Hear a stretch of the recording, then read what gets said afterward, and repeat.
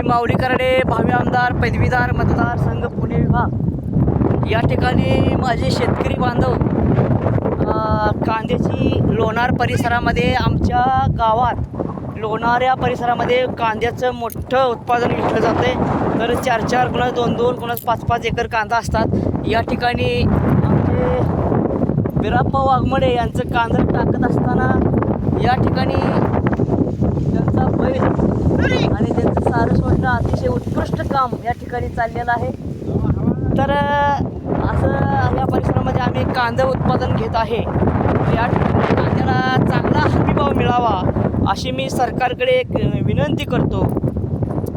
तर भारतीय जनता पार्टीचे नेते, महाराष्ट्र राज्याचे उपमुख्यमंत्री देवेंद्र फडणवीस आणि आदरणीय नरेंद्रजी मोदी साहेब या दोघांना माझी नम्रपणे विनंती आहे की पाऊस कुठं पडला कुठं नाही, अनिश्चित स्वरूपाची शेती आहे. तर या ठिकाणी आमचा शेतकरी एवढ्या मोठ्या प्रमाणात लाख रुपये खर्च करून कांद्याची पेरणी करतो. कांद्याचं बी तर अतिशय महागलेलं आहे. पंचगंगा कांदा खूप महागलेला आहे. तर या ठिकाणी आमचे शेतकरी कांदा या ठिकाणी टाकत आहेत. ह्या बाजूला कांदा टाकत असताना बरं वाटतंय, पण ज्या वेळेला ह्या कांद्याची खुरपणी बिया मारणे असेल, खत घालणे असेल, परत ह्या कांद्याला सगळं बायका लावून खुरपणी असेल, त्या ठिकाणी खर्च निघतोय ना हा प्रश्न पडतोय. तर या ठिकाणी आमचा ह्या मंगळा तालुक्यातला लोणार गाव दुष्काळ पट्टा, 36 गावातलं गाव अतिशय दुष्काळी भाग. तर कांदा येईल न येईल काय सांगता येत नाही.